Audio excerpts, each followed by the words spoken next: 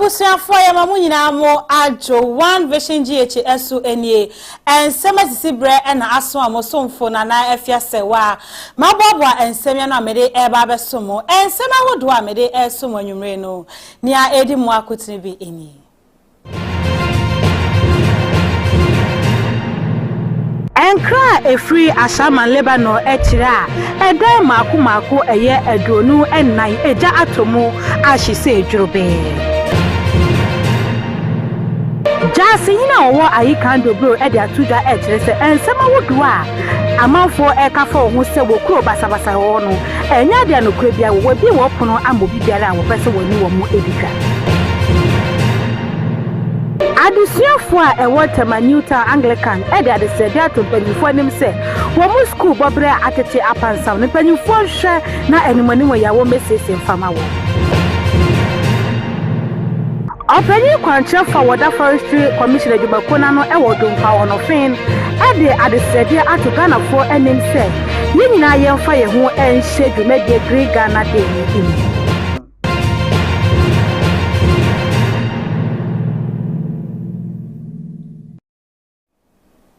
Ensembe breka we mo ho na yese ehun konya yere esomo enne anwumre nyuma ko bi adaroma ena mo so me wa metimede kase boy ebesom na next piece abentre night jumedia ene ne nuana mom keka ho madaroma enti na metimede ensem ye ebesomo anwumre ye ho meso enye nkrato ma ye ba ensem no nchechire mu no me de besom ahwefo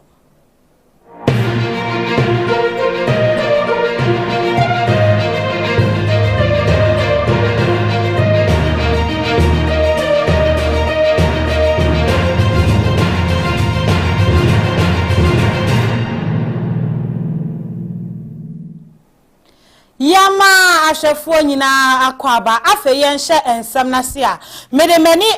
tema Newtown Anglican adusuafo wo kira omu school dan no atete apansam ne bobre no enya de eboa ema adusua ekoso enti wo sere mpanyimfo se animanimu ya mpanyimfo nhye no mesese school dan no emfama wo mu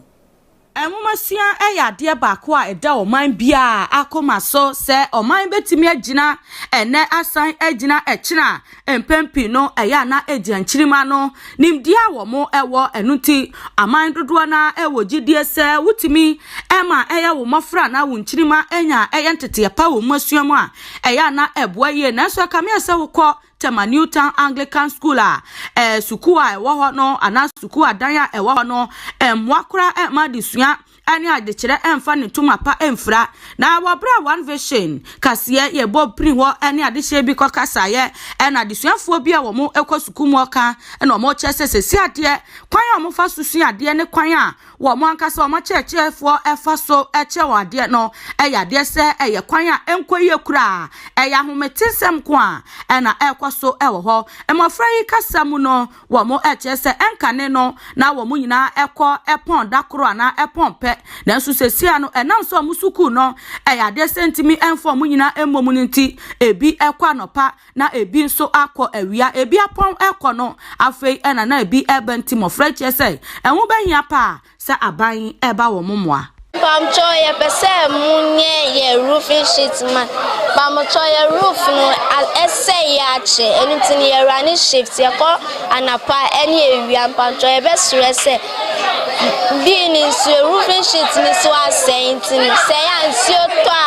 a ye good classroom ni me ba ni sana ye be sua adimpo this e mobo class na ye bibia ansan etunya mo ye tunya tina class mo sua at times it's class heat queen class e mo bin fire books edi huye teachers need to ban sa meet na class ni mu pamcho na mo be sie roofing shift se na be call morning shift nko se na be ayembre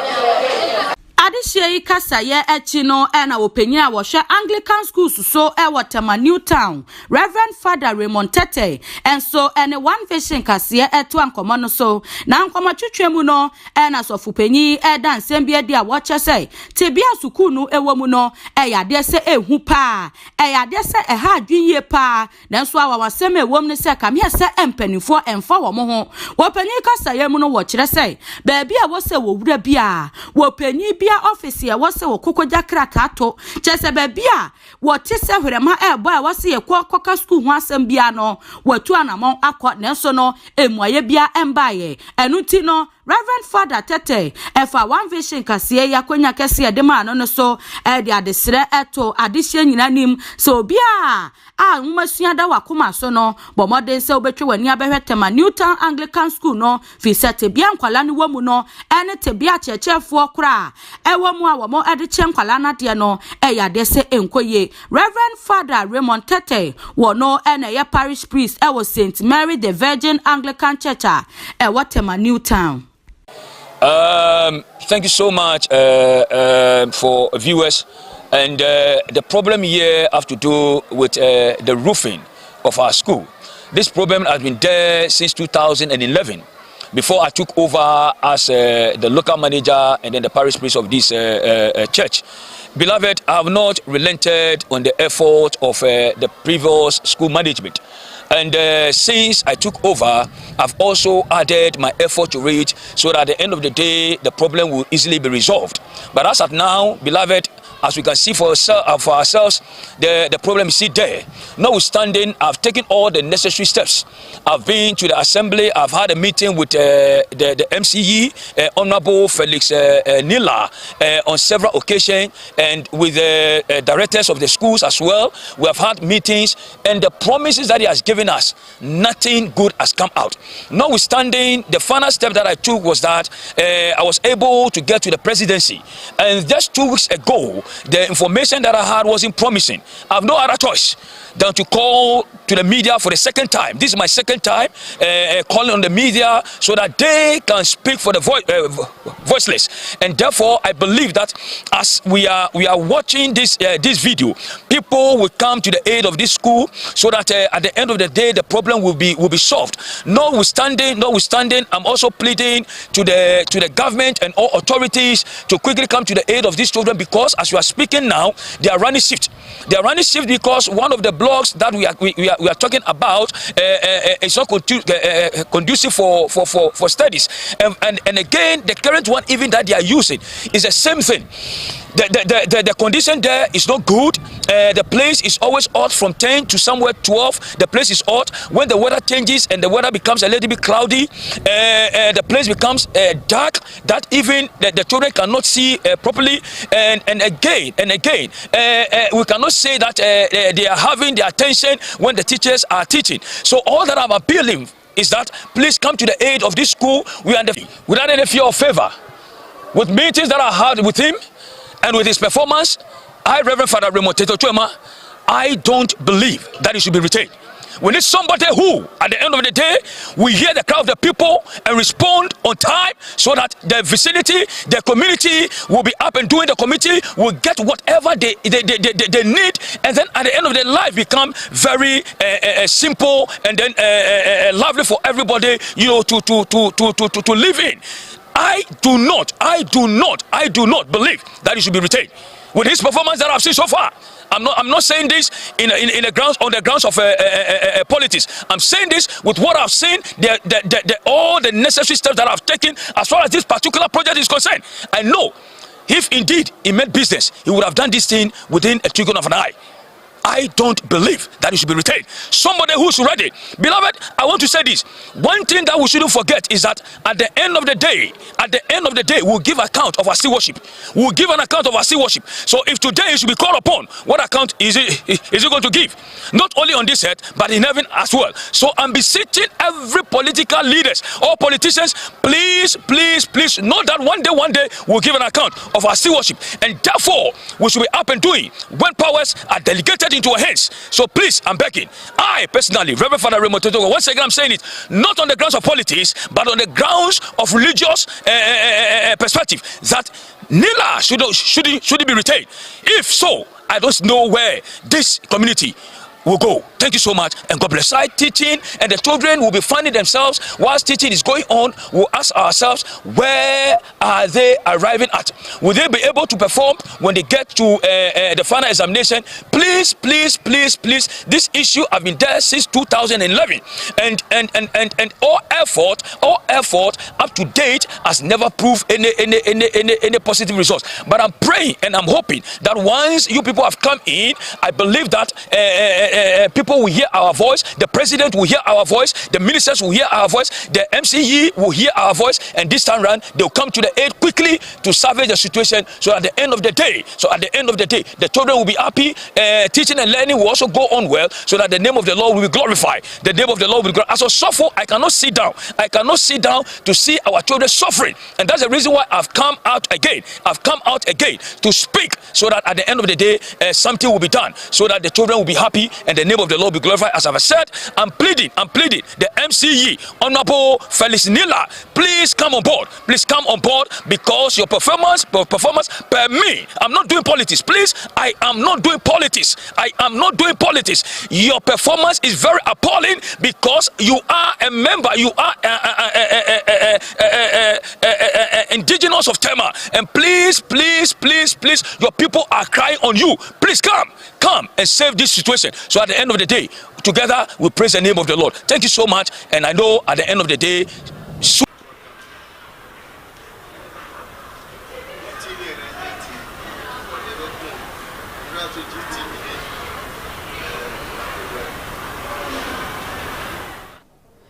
asemi de nyame ne kwe na arewo papa ye said de abai we ani swade hunu a opese ehuma dum pempenso bi ewo mai we mu no na said de bia da oma no oma bia be kon kan na ezan huma na se kame akoyese ensem na omoka no eni dia ekoso no ewo yesu apoma hodo na ya de ebo ebra papa ye enti esem panyimfo se omokasa ye mu no omokasa no na omudi ehu djuma fi se adoso na se wo hwe one vision SMS ye kasa ebo de ba de bia de ba chi bia suku bi wo ho no ma omo tetefom ebi enye chese arewo asefem so man we pa na sa ban we ni swade hunu so pese wumasu agya na so de a yesre mpipi mpanyimfo wo mo na esi o ma ban wo so mo nhwe se wumasu na mo ka se ehia wo ma enu nto mo di free SHS aba no o mo se suku dan na aka no mo besi ese de ama mo fa because akra bi wo no won pe school eni so wo kona se oni ba bi te enso be to be hye no enyama be ko basabasa sa na yesa na be ha adwo papa yenti yesre mpanyimfo se wamolasa omunfansha wumeso ne mana omunso ne hia papa sesia no enkramantem titiri asante mantem kwade se wo kwa ede abetimi aka okrom kasa twi no afa anwadi eso na monkra ha obi abehye ne bi ode brofo na etata na wanko suku bi abede ne waka brofo nti yesre mpanyimfo pa se eya asem ehu hia nti mpanyimfo nhwe na nimonimu ya wamonko ye mofra yi mu ase de be ya adesuan betimi akoso ede ama wo mu Midimeni eche ayi kind of blue ewo ga west mensinim ewo nkramantem hanom na jase yin owo ede atodwa echere se empempi no aya na adehie no mbe kasa omo mensinim de basabasa ne niema ensem fata ekoso wo ho ena na ba besa ne ti se eniema nkofo kafo mo nya no kura bia enim eti wa bia ne pono de ato am obi bia de opese no mo bedi dwa no obi bia da betimi aba ho eno ma ba bedi edwa Aikai dobro eye kura eshega west mensine no one crimante mu ase na enche ena manebo ebeto dwase okopie mu ewo kuro ni mu a basabasa ye amane hom ne so ama emu ma ne mema ene mofra wo modwane e de afiri kuro ni mu na no ena one vision amane boni openyi da ko ati so ekopie mu ewo dobro na no ana kasa yemu no jase hina wo ho akasa na wo chese no kura bia eni asemi mu na wono de wo susu sa adehye bia wo mo empe kuro no ye no na wo mo ehyehyɛ amanfo achi a wo mo ede nsansem no etutu dwafi se ayikai dobro a amanfo echese basabasa yama ne hom ne so langase ye tututuo efa benkum eni nifa no jase hini echese no kura bia enimu wo bra jase hina wo ayikai dobro new kwefio a wodi kan eni amane boni openyi da ko twetwe nkomo na wo chese yade se kurowura na kire se wo hene mpom a wo no ewo akumagen na nanom ti akonwa na se ewo gamashi no ni ayika otoso miensa wo ne mpanifo na wo mo eka mo bo mu a wo mo ede wo mo chi eja na na bi efe ni azonto na no ena jase he che se free say empanifo di tumi ehye ni azonto nsem se wono ena wonhwe ayikai doburo no abusua bi asore se wo mo ente asenti saafo no ena wo mo nama wo mo ekeka nsem saa no na sebasabasa ye asi ayikai doburo de jase ne eche se nokra bia enimu ni kwefo eto ansem no eso ena wo che se wo hwe eyempuntujuma ni azonto wode abampatam a enye asem ketwa wo hwe nsase ho nsem a na ababe manso eda ayikai doburo ene eya manwodo anase nkura hodo so a ni azonto atimi edi nkunim ede amomo amabeka omo ho a wo hu ne se eyade se papa no wo se fata ni onyam hyepa na emom no enye animguase se ne adehye bi eka ya se ni to aso ede kokobon semeko ede ma adehye a wo mo enam eye nsemkyiro afuo mu anase wo mo nam akira wo mo egu eye kuro no anim ase se wo mo ntwe mo mfiri ho kura fi se ayikai doburo basabasa ye bia ensi wo adwadifo kwa munyuma so pepepe asukufo eko suku pepepe wo mo mutiti fie so atifie asumdwe muti basabasa ye bia ensi ayikai doburo senia ensem no ababonten no by concern your co school and the uncle Johnny. But problem be any who I be create refugee situation or a man for Johnny other villages and I say school for ya to school so man for go school. Obia co school pepe. Na ebinum a omo pese kru no ebenya ni ra ama kru na fa to mapa afra. Was Krubia ni hoa, penny ni hoa, or no, no, shop in Israel, Chronocoso. Nassinu Yapese, Yan to two, Nama Bia Pepe, na, and paying for and black chrono, sending by able to me administer chrono. And Nassinu send a yes, a Namano. As soon as you are Wahano, ye young investors are on Beba, Abe Boye, Abe invested in so many areas. Waha, yenya secondary schools waha, yenya hospitals waha, yenya factories. A man for to me, ye quite on about me anya ejuma aye. Nyama be pre yenya waha. In the years, some say, Anka yebenya investors na omumbra na ya hinfuno yeni omu enya jonkro yempe baby emma omu. Now whatever investment omu di bano ya support na ya kwa ya ma incentives send ebeya ebema omutuma no so akoso enti ya ikalu aye ni problem bia wo na attend to say bi mu ka say we see we there be entisa eye asujue ene wo ha ena ye nyina ye ni baba konti ye pese ye nya leader eyo hin obel lead krona sene be ya development bia ye bia no enye enkoso pepepe because o man wo na opani ni mu a enye for ndidwa omo shedwa nyina shedwa no enye no pre tension bia na ikado bro ha school nkwara nyina epo school obi akọ school pepepe na omo shedwa omo didwa ewo kro no so obi a didwa pepepe obi amdi obi eti obi a resist obi a from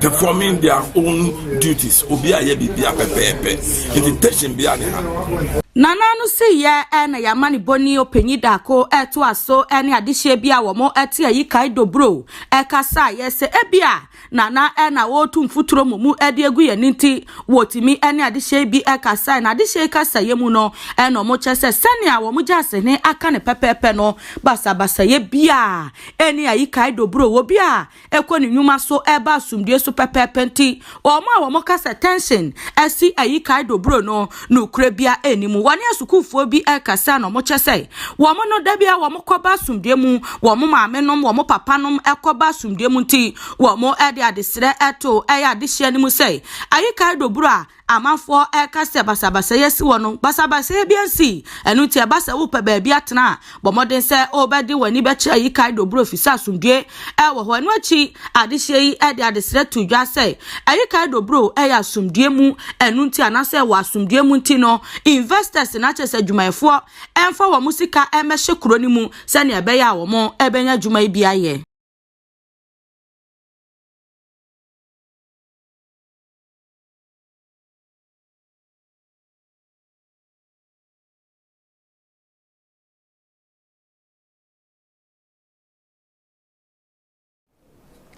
Empempi no aya yetai edi jene anase jene de ekan yasetan de bia de bechi bia ene ekosua kra na wo chia ebi won bibia obe bia jene ekan ya bra bi okro bi otimi twitwa jene ne saa ne wawe na sanyi no wapon adwuma no wakwa akwaji chinchinga bi ne waji jene egoso jene ya de a ehu hia papa eye na ya de jene de nyobebusa se jene kra eso emfaso ene sei ne nya doctor kese ba akopa ye ne betwetwe enkomo no me hu emfaso de a ewo jene mu Dr. Musa Oda, why not homeopathic clinic? Ano, wano ene ne ba beche enkomo ene enyume. Doctor, otime nka majo eba one vision so. Me pacha meje oso. Na doctor apomen. Me pacha nyame adom na monso e. Nyame adom ye hu. Ye da papa ye se enyume ye ba oprum na waje yeso. Mesome da mase bebre. Yo. Doc, yes wada ma fa ye fa encheche mu kakra. Ye de je na obebusa semfa so de ben ene wo je ne so. Okay, we dey edi kan no madam ase ene akwanya ya mo dia ma me se me ma education ama abi biara anti ase se yeso ye ho no adwuma no international kwana ye di ye na adwuma edi entino na ye kan bi se onion no eno no ne ye twi kasa mo ye kan se ye kan tempo Jenny yes ah infant for kan anyo ayo that is it enti no onyo no ya fana onse obe study a me nyimi se what ma bi se obi question we da if free tete obeti na na me no ka say onse utwa onyo a so like it me produce idea I can like automatically na untu na wani prunso yeah yes no one prunso so no no so obeti ma bi se obi a say e bien tika ni ba ne sa so and you buy a system where you be a kind of say what can cure, what can cause nothing at the same time cure. So what here. And this onion until like you know I buy a nation. Your gland be a kind of say fine side gland no. I don't know say the every kind one I say I did be a yaw I can one in I don't know produce a sooner Emma and a sooner Eban. And the side gland no say a whole eka once the over start automatically no if you want to do shop onion now yeah ebe ya say side ground no ebe stimulating so okay it's stimulating automatically no over start say we so na say when ebe push na ya share mfaso de pa a owo onion no a e mai ni pa bia onion no ya de bia metima ka say yakopon akere ye ade pa ni eye ejuma won a in fact ebo agenen ti afefe Ufa onion na ya tiche mu bebre na ya hwe ade a yebenya fi onion ma na say chemical compound bi a yebenya fi sa onion okay sa onion no fa obenya ayi say allicin obenya bi say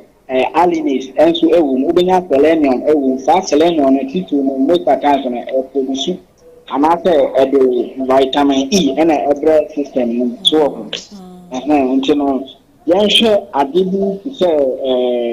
they taking one after the other so yan hwe wakuma side which is the heart benefit and also health benefit to the heart so akuma no oba akuma no mu an ye say e produce ayi bi kan say antioxidant ne ye say ye o bi a cells bi a na say compound bi woni padua na e friend free radical and this free radical the antioxidant you when if you man ye be yen say e don start say be fighting off so mana be brain out because the more na be grow system the more na the more why susceptible to conditions and say infection so you know the antioxidant no e when if you no na yen say e bit say LDL LDL no eno no most of times no en na cause so good and say mo gba no be twetwe most of times on airport the antioxidant no ma e yi sa bad cholesterol no e fi ni padua no ma akoma no enya no fa hodie ana ya hwe bibi so enfa o site wani enso adwuma e ma wani no se na medi kan no sa we no produce land be e kan sign propanacea X oxide sa X oxide ni ye ne say so anga medical card o twitwa onion na e ka wani na na say nsu ni we wani na automatically no wani na e pro ensu so ntini e be yan say ba we no most of time obe study plan for most of the eye drops now mo ye no if constituent na wo na obe hu sa allicin and after obe nya constituent of onion e wo because a place property and I say that effect and say a bit inflammation and I say how they are any innocent a paper and innocent on a good side due to the vitamin E and then the vitamin A source now a woman and I can be bit NSID NSIDs so I feel like non-steroidal anti-inflammatory drugs most of the times maybe I will be anti-inflammation will be bad so as a be or the drug be another painkiller the other fast night and abandon sa onion containing anti-inflammatory property now a bit me I use our how no because man can be bit say antimicrobial property antimicrobial yeah you say more and I say tiny microbial now on the when now make mama inflammation about infection and I say they fight and after fight off that bacteria and after whatever be the pathogen now within the cat. And a young digestive system non society. Digestive system non ya only on and say a containing fiber. It comes with natural fiber. That fiber no and say expand your gut. It's gut and so we get any piano. Can be some metabolism. Metabolism is baby aduana mana yam. Fiber property na a woman. A woman aduana no a yam and tonton to send a bay entering kofa say be a why obese and I say why overweight. So and I say Emma BMI and question. And you know call the GIT now with the gastrointestinal tract no I do my and a woman metabolism weight no a cost. And a young share immune system non society. Once I always said, COVID-19, buying the two just and car because of the vitamin C content now, and after vitamin C, I want a woman. That vitamin C, it is at the same time found in this onion. A boy, immune system, no 18 because immune system, if you are in your immune system, say, you are a immune system. And to miss the more now with the onion, and I say onion of the system. A boy amasa immune system, no air than a whole because of more active as the soldiers of the system, no engine. You know, a more and fighting off any pathogens, and I say infection via there, they introducing to the system. And to the system, naturally, a boy healing due to the immune system, no strength. Now, if you immune system non society and so I am share the reproductive aspect and and then a person begin to you because the reproductive aspect there will be over I can say the response cycle, sex response cycle. That sex response cycle we are teaching why or sex desire which is libido. Do not to me I can't say I can cut so and you will be so high. I can't say Arosa and say be only about the dinner, say Obama sorry, and only Arosa and your orgasm say only Obama and your resolutions. That resolution is the system now about back to normal, and I say about back to relaxation after sexual intercourse. Now, sex desire, which is the libido aspect, the Emma libido, Emma, and I say a man, anything. Your hormones be you can say estrogen, progesterone, and then testosterone. Hormonal active as secondary characteristics in males and then females. And you know, with these hormones, the more now a better increase, especially the testosterone like this, in males and men. A coastal are due to the onion now within a bomb that affect a boosting level no man coastal. A coastal, the more a coastal, the more now obeying desire for sex. That is the role now. Every play in the reproductive cycle. That is the MMA side. Dog, but answer up over to us, no. And the other sort channel say, Mamma no more call a year 2 minutes, no 2 seconds, no. So, Moody onion, I bet him more Majina Swatche. Son of a sort. I bet me, yes, upon a moment, Yammy Trawa, say, one day there was sex desire. So, and I was sex drive. That desire no libido. So I would make me patcho me too. And to desire no air open at and I was sex life and I say sex drive. Sex drive no and also so a play down room but my main desire no more answer. obi ho ne oba ananse one be ma be di nhye so onya atenka bia mo je na meka no mi tie pa onya atenka bia sa onion no the more na obedi no eboa busi sa hormone na me bo boss no meka no say estrogen, progesterone and then testosterone eboa busi na meti dia wo kan ya na ese obi atenka kra wo fam no wota DJ na eboa ma na atenka ne original sa pepepe okay so ni titu pa emema side no emema okay yes emema the more na omudi onion eboa omo pa mo matenka the HCP ana yenhwe the sex drive no na obi sa me say timi boama be ma say omo ko under 1 minute under 2 minutes no yenhwe ho no so ye obi bi o system no ma ye kan say nitric acid that nitric acid no another nitric oxide so eno no that man say libya eboa ama circulation there say one oba be di she no eboa efele so efele that way that's now produce erection okay and the more now be onion act as blood thinner so eboa and the clot and I said the blood now be flow to the pineal gland no be for circulation and I say erection and no be play more role in that aspect. Okay. And Bema and one say, want me for 1 minute, every 2 minutes class. And on that type, no we can be onion in particular now. A boy made this almost sex drive. Okay. So I'm going to make it Matthias, doctor. And onion, idea, human one was so big. Now, I should be being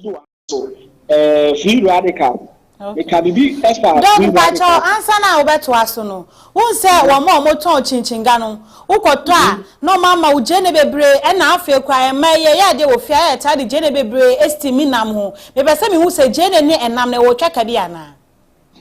Any enam no. Me ba try. Oh, je ne in particular no. Any enam no en contradict. So they make sense. Okay. And contradict the entire American on the say enam we ne kwa wo.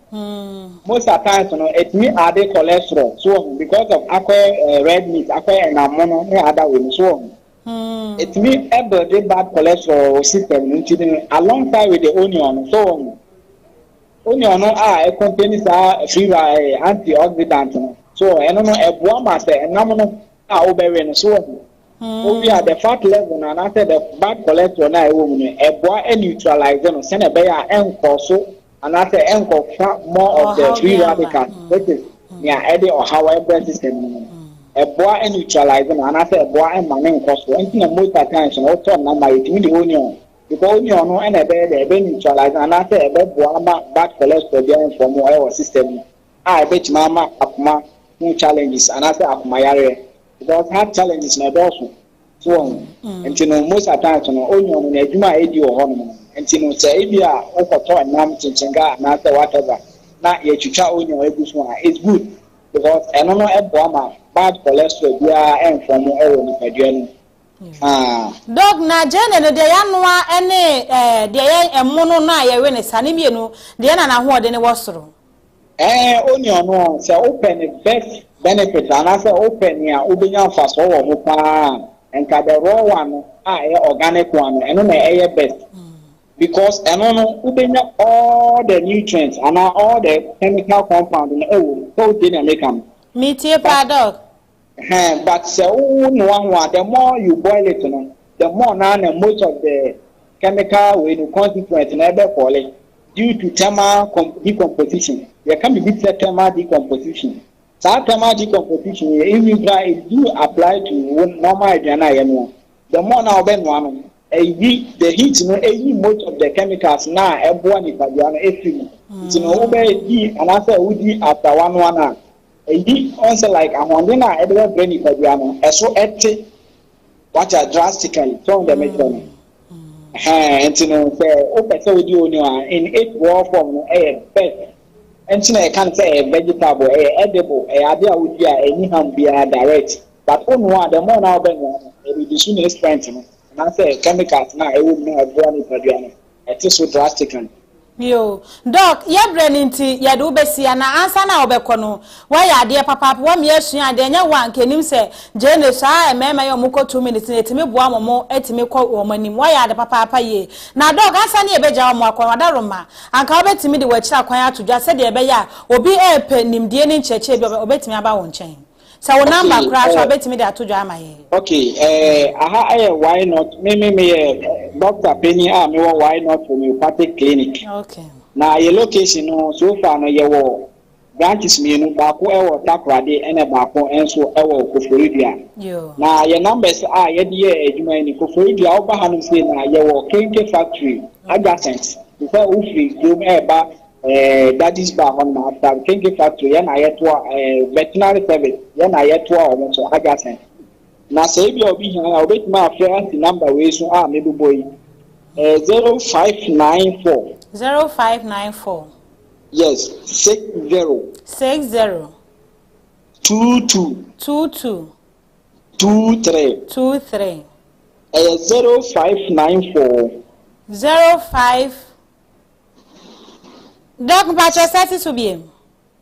0594 60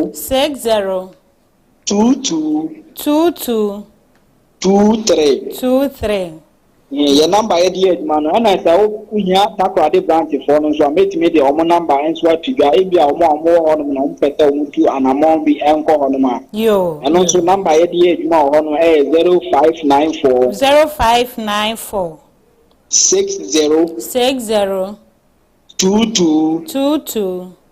42 yes yo doc nyame adoma adwada ye sabe ba won chene abeje adesua foforo bi mafre wo me pa cha mati bebre me ya da se pa ene wo brane wade won chira wo de amaye yes so da mati bebre yo okay Dr. Musa ene ne kwatwetwe enkoma wa cheche ne ma bebre ni so na me de wo kai ni nyina de hia me pa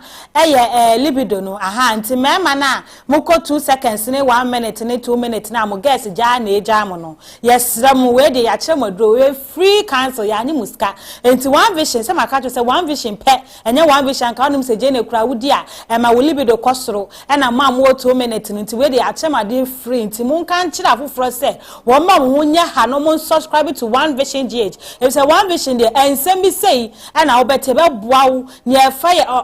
dada sitinemu bibia and One Vision ye and wahanum say. Now answer na metwa and send for frozen doctor number na mami sense to be emanu 0549 6022 32 0549 6022 23 aha na wa free doctor na adesua bi a wo hia free ne channel wa church nti we dey free cancer na mema no muntwitwa ne be 5 na mo sesa we na 2 minutes ne 1 minute na adoso mo get ni jeja mo nti we dey doctor akere ma de fofofo One Vision pe eso na obenya sansem we nyina abusuafo madaroma de bia se de mpanyifo ta aka no ukoto sakrama esi apaso na enye ono ane pe na odasani bi na apagya na siso so mu ya ha nwumre ya na enye ya ho ode nwumako bia daroma eno mu so ye mo timide kasebo yi ebeso mo eye na next pizza and foods ntino weekends we no nyame ya wadoma ya kire wade a wo kwa wije na ama boost libido idie bomodi a girl no wo kopra no enti bomodi a top pizza na next pizza buy one get one free to bi si wo ma no aha enti ekoso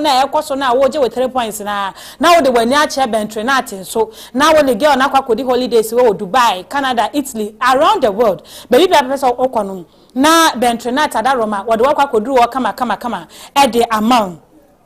na bentrenat obebu sase ye kira kwan ewo henfa ye wotai fa Norway opposite Prudential Bank no number na ye de adwuma no 0302 98373497 ene ne bentrenat number ye de adwuma etimesira akwanto ho nsem no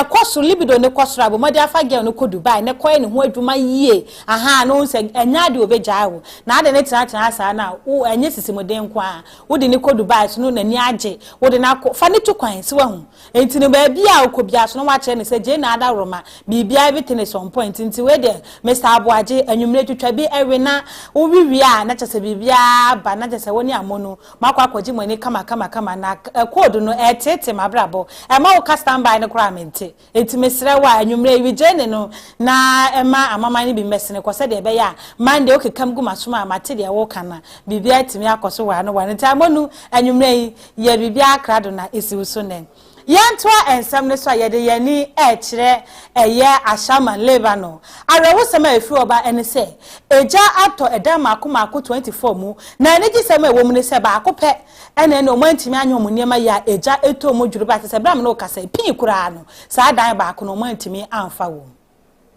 R00MS ya esi ye wa Ashaiman Lebanon Z0NE no no nam so mofram yenu kopie mu ewo ayaresabia enam ewusi a wo mo enwome ekọ omumu wo bra omu se wo mo demu ehia wo me amadwen se wo mo kwakoyi wo mo niema de free edan ni mu na wo bra one vision kase ye kopie mu ewo ho no adihye bia wo mo ho eka ye de adesre eto mpanifo nimpa se mpanifo emra na o mama ye o mo afiso mu da o mani da so nyina akwakodi eja yimu because you want me to feel around 67 one because you want you want no more friends here you got to hear them me buy so me nyama wo nyina pamucho mo ye mo kasa nyina so na ma the whole Ghana now friends I'll fly by was straight they buy crap say I get 2 months oh me say I need her because where the ultimate say Bruma won this because me binye me nyina you know we are back na ko me fisa on me Niger Mr. Osha but you know there need to meet because you like to the business you are connecting light because my wife say me the secret meter now from apply be almost on and go am right anything you want to this woman kind of power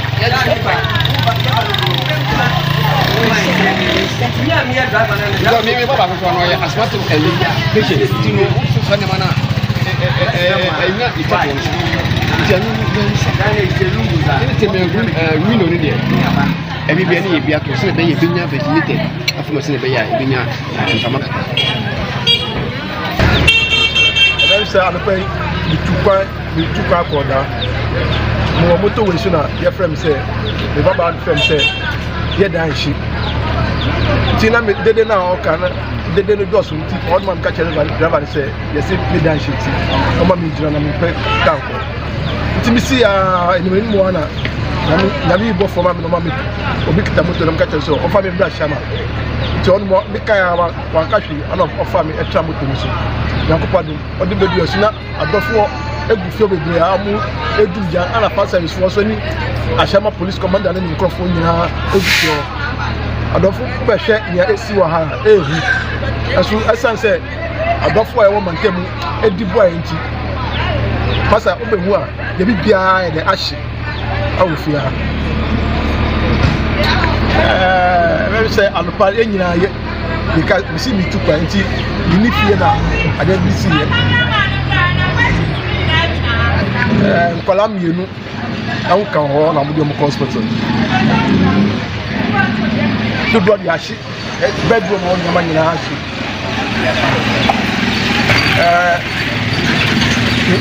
we see na amu dem wa we see no e fa obusu no so mo foso say amu yi na mo dem na we see no e ko muti o na mo collapse e futu amema amasa ni say sabi yemu bia ye be fifia ye hwe ye tutu enyuma ye ofie na ema sa nyama de bi enye de AC ye fifia ye hwe nyama e wodam nyina ye hwe se ye light ye fo ye bia ba eda na hye ye nsu me bra no ba fie onsu oni light wodam ho oni light wodam ho on use light touch light no use did that Mr. B what's the name for send ya ba no amunkan emwa na mumwa yes so say obatan ani ni dem nyama nyina ahye nkola amko school ebi ni mo university amu nyina bibia ahye tiesre adofo na mumwa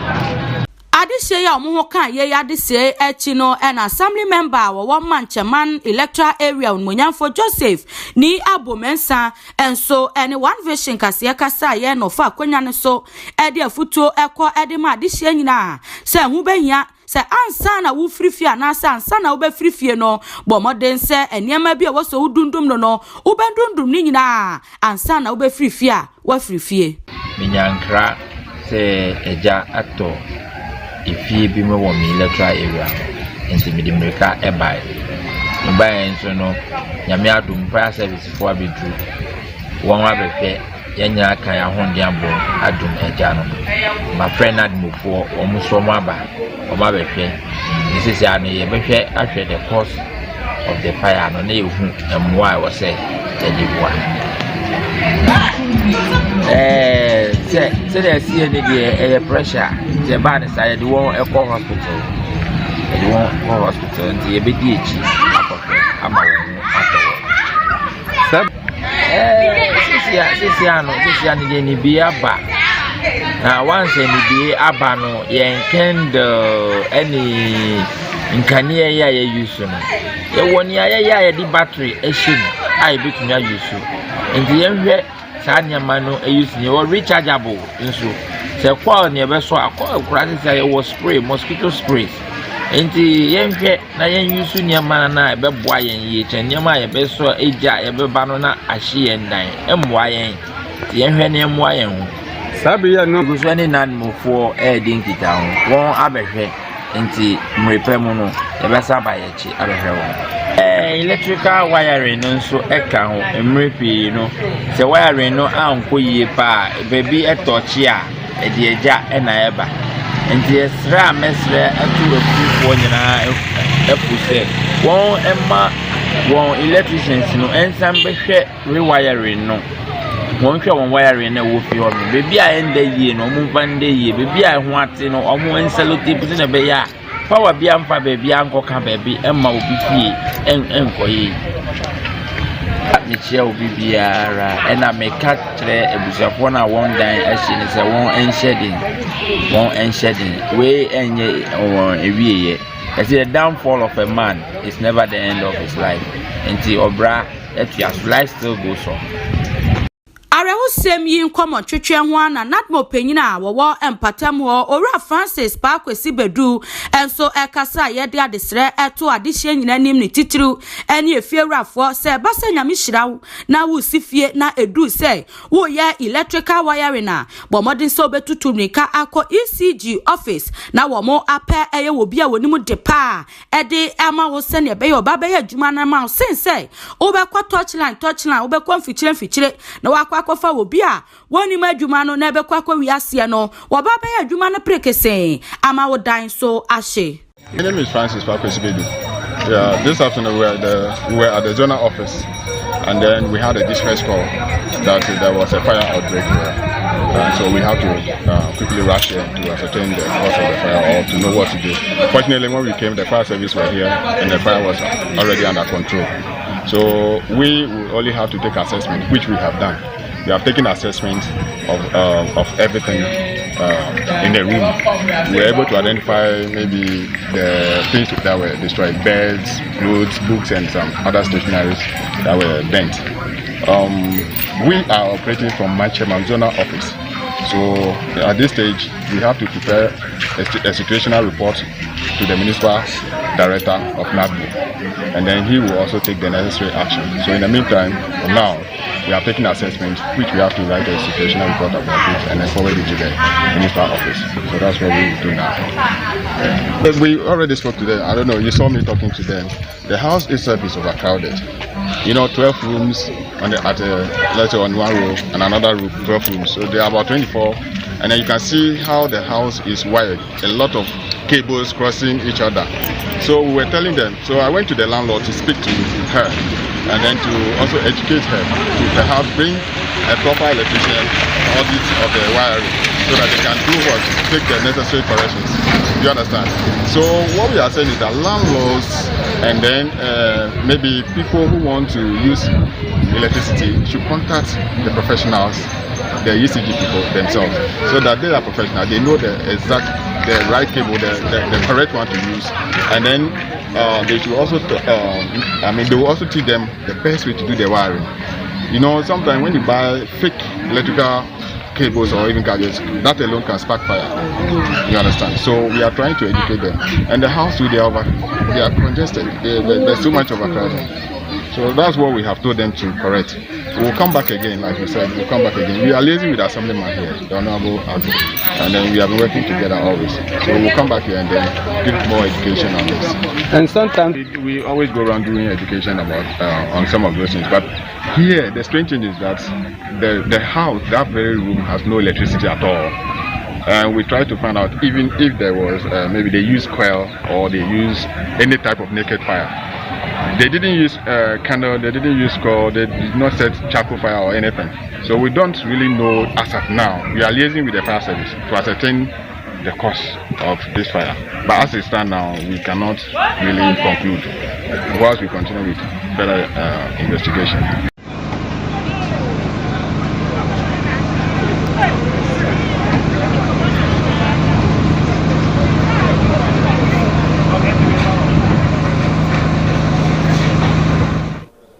abusuafo asemi a esie wa Ashaiman nyame no kwene ya areho semba papa eye ye begina sa asem weso ne atu abusua ene ganafo nyina afo se woni akro wo pia yesrem mondundu mo niema ni nyina se de be yankofa sa wo ye ne yemba wo wa bobo sika no mekan be afe ne wato fridge baako wato TV baako wa bobo sika no emfe bebre na ade sese wo dem na one day wo mfun so keka wo be ye no e de sa wo ha we be ba e ya de be e ha adwen nyame kwa ne de na sese obi ampo enfri me bitimi si na R00MS ye chese wo hwese de maame no ne ne maame ne papa na fru na hwese de nkra na ehwo awuro ne de aye na asefem enti yesremu arefie ne de wo pa batenu de mema aremfi wo kwa dundum bibia obi won ma no da de asija so no we ne ne oto no hwe TV yesremu sane mane nyina emwa enti we na esime etasi pa momiensu bibi enfri mu se de be ya enkofo ye ne bia emfa emre yen na yebe homeso na ansa na yebe kono ensanu bebre ewa chire green Ghana mampanyi sesesi ano ayifo no galamsefu ase ye kwa yebruto ni ade nyina tie enua edabia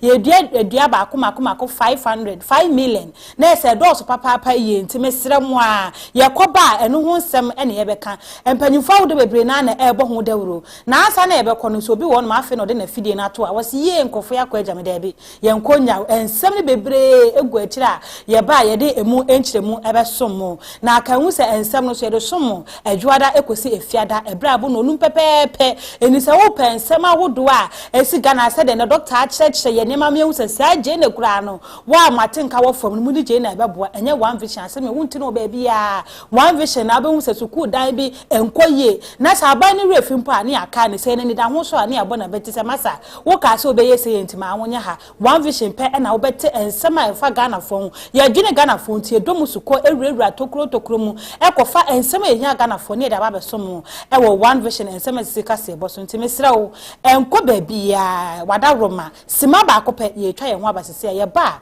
ensem ne bebere wache ye de besomo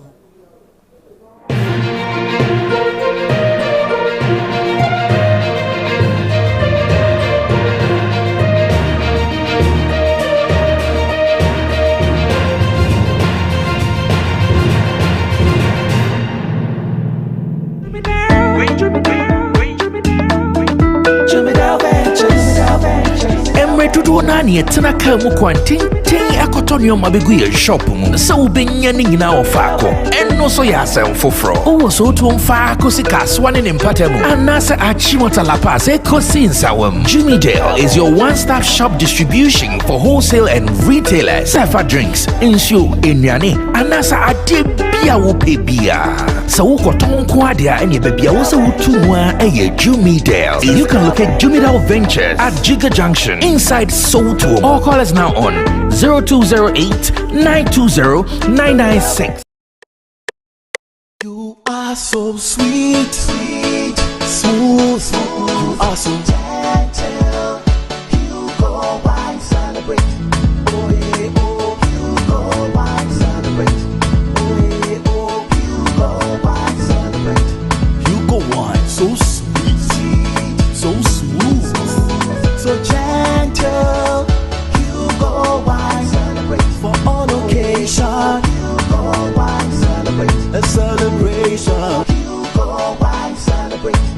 Oh yeah, oh, Hugo wine celebrate. Oh yeah, oh, Hugo wine celebrate. Hugo wine, feel pampered. Drink responsibly. Not for sale to persons below 18 years of age. Not recommended for pregnant women. This advert is FDA approved.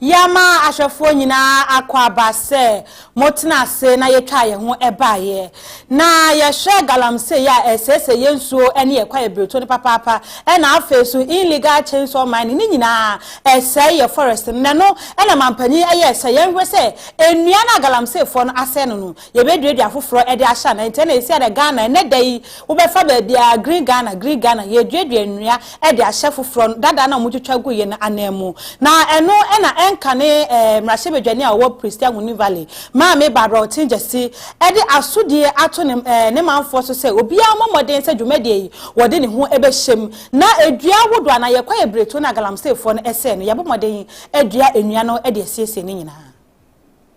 Green Ghana campaign na day penifo ede hye so wo Ghana ntuo ene ne ntwea so no ebi ekoso wo Z0NE Valley abato mpesua ne so na dwumadie no ase no ena Mrashebedwani dada na ogina di ma de hye a wo Z0NE Valley won monyamfo Barbara wotijesi wo kasa ye na pia okopie mo dwumadie no ase no ne nsama wo dan na di nyina ene se ye hwesania galamse ase ye nsa ase na hu behia se amagana Yesai eji yensase ede bosunti hu behia sa de hye nyina ye ka ye hu bomu na enua empanifo ahyase se ye nuadua no ye nya ye fa hu njim se ne be ya ebetimi aboa na dwumadie no ase no na maame eye Barbara tije sikasa ye mu no wo chese sia no eye aban ene suade hunu ase Z0NE Valley empesua ne so wo no da biara da ye betimi adua enua eye empim enum anu nti se sia no 5,000 trees a day aya dia mpanifo atwa ede ato ede ama Z0NE Valley na former MP nkasa yemu no na wo chese wo no wo free baby a sesi ano mine ni age ami mo hia me pa mpoye yen areas na mining activities wa say if there say to anamon wo Z0NE Valley ebe ho areas bi mining activities wa say asase if them areas no dey ma yenyu akọ ni ye hwe ekwana yenyi nana to me to anamon na ye reclaim them sase na mining activities wa say na ye to me dua wodo na asase no wasa na fa ne ntama pa efura na hien so ayo Z0NE Valley ye nya dem sase no ho fa nti indezi ye dua na ye bokodo so ye de ye nwe de echi na mrekire degraded areas owo Z0NE Valley ye to me to dem anamon na esiesie dem sase no na ma so ma ye djuma wo ministry hopen as deputy minister responsible for mines at that time na minim so there me fi mining area na ye nyim mesima oya mining activities o say ye na asase na o affect ye nkwai no chedo de musumutu anamon na mezi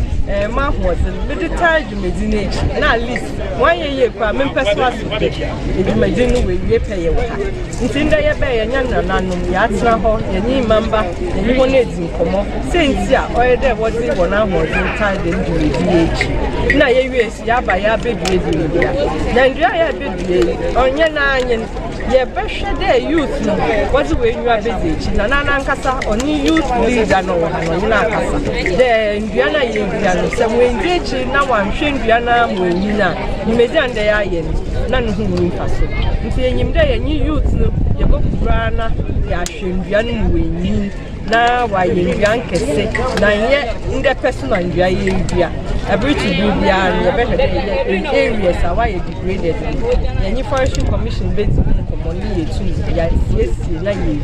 Wajumadi Kroyasi and our Hina or Wahini Valley. Nana Kwabena Amponsan, what Tosu 9, Wabra Wane, one vision, Cassiatron Common, a watcher say, and Wubania, Sagana, this Yenina, Yakaya, who ebomu, na Yabwa, Ama, Bayani Sadi Huno, a Timmy Ebamefise, and Yaya dia, a Buani Padasani, Papa, and Ya dia, and who here, Ewani Padasania Brabomunti, and Wubenya said, Jumedia, Ghana for Yenya, Yadia Hubajim. You will need to send your Namsa, say, send him big guy, say,